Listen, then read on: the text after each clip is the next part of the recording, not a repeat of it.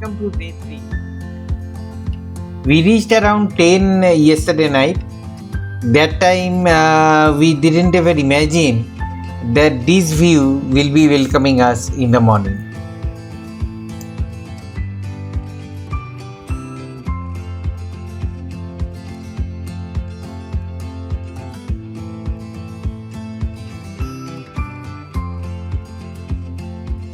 This was our room.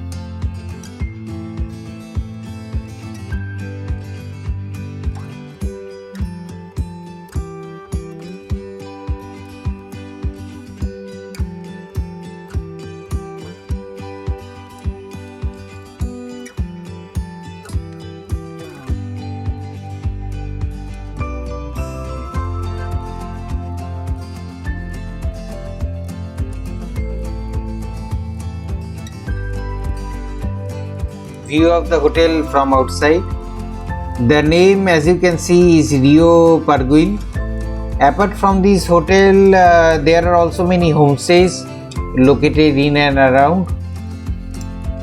After having the morning tea, we decided to do a short trek to Nako Lake and also visit a viewpoint, little uphill, which also had a giant Buddhist prayer wheel.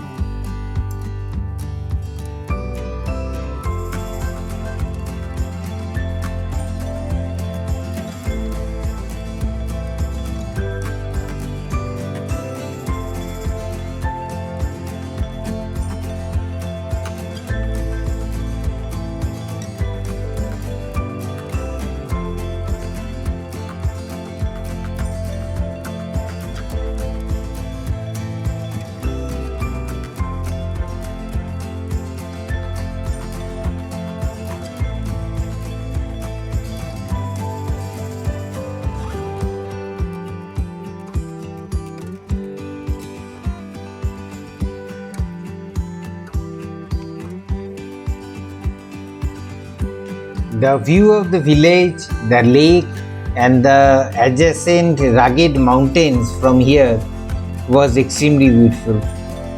We stayed here for around half an hour.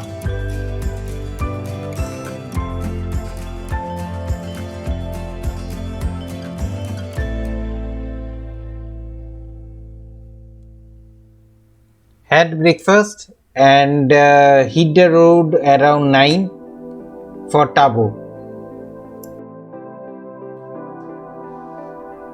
Tabo is around 60 kilometers and Kaza will be around 50 kilometers. So our drive plan for the day was around 150 kilometers, including slight detours off the national highway to Diu and Dhankar.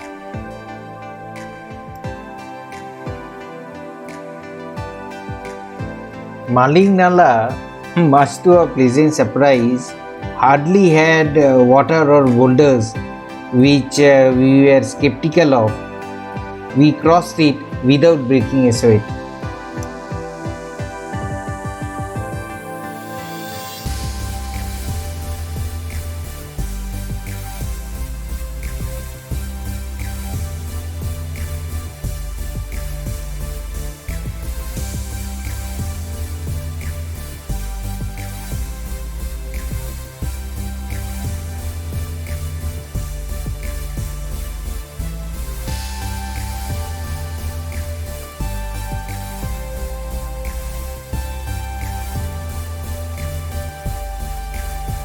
Roads improved beyond Maling and we continued happily driving along the yellow barren landscapes when we reached Sumdo.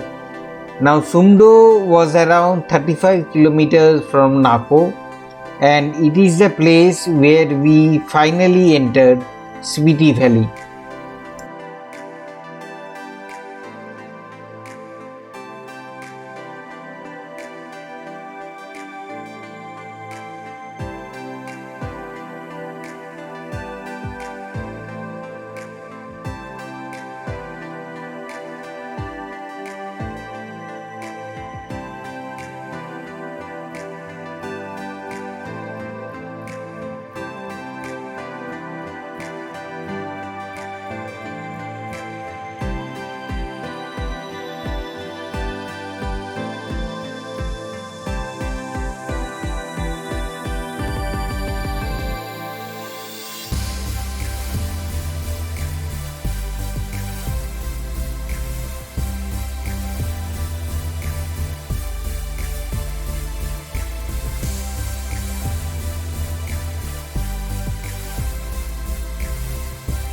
Just notice the different textures of the mountains and how it changes as we moved along.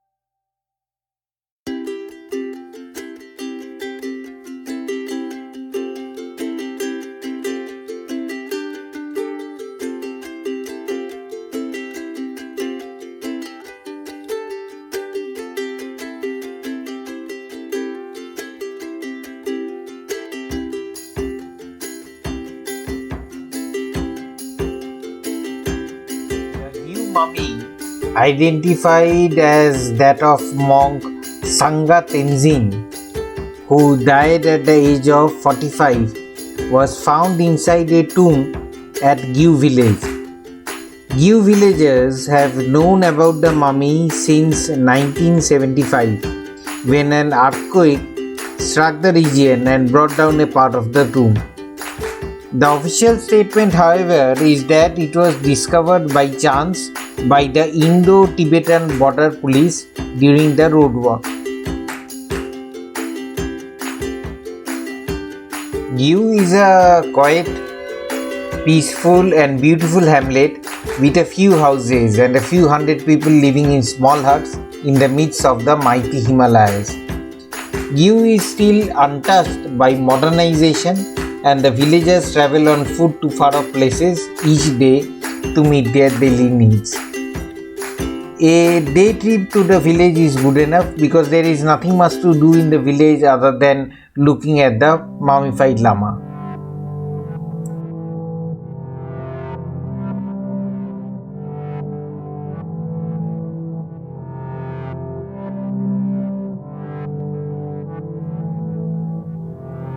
Once we reached the village, we had the villagers at the crossroad calling us, which we later realized was to offer us tea and refreshments.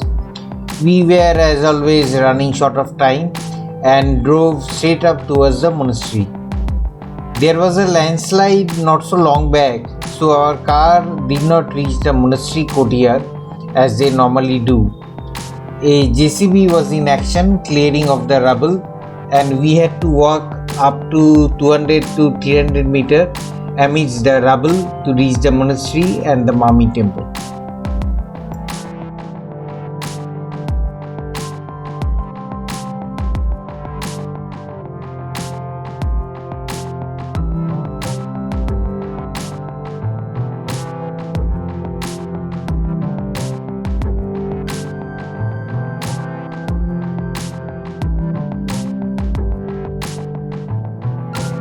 After spending some time at Giu, we came back to join the national highway.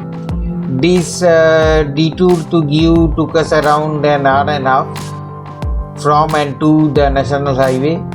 Our lunch stop for the day would be at Tabo, which was another 20 kilometers away.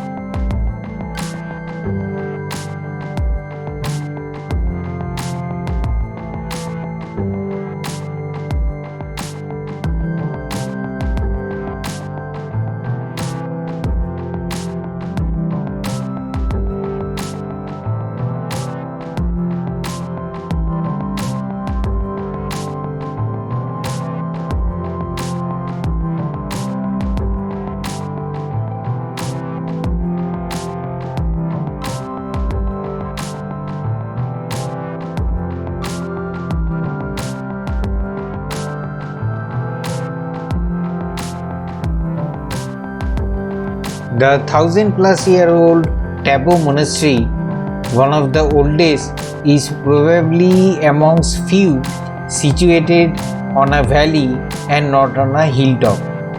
Popularly known as the Ajanta of the Himalayas, the Tabo Monastery was founded in 996 AD. We spent quite a long time there enjoying the surroundings, the hymns, the cool breeze, and we left Tabo at around 4 pm for Dhankar Monastery.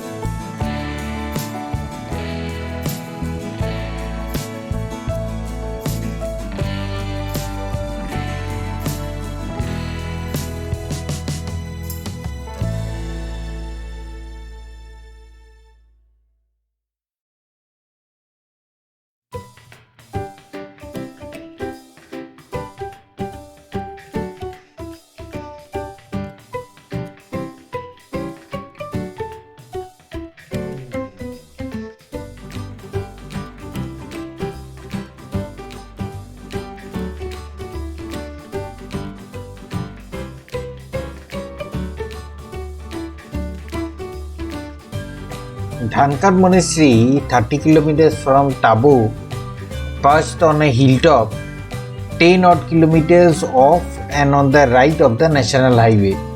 The climb to Dhankar was steep and the roads were being newly laid.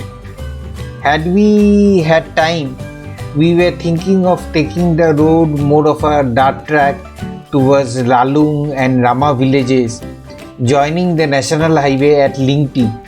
But it was late evening already, and after clicking pictures and enjoying the sunset views, we decided to come back and join the national highway through the same way we went up.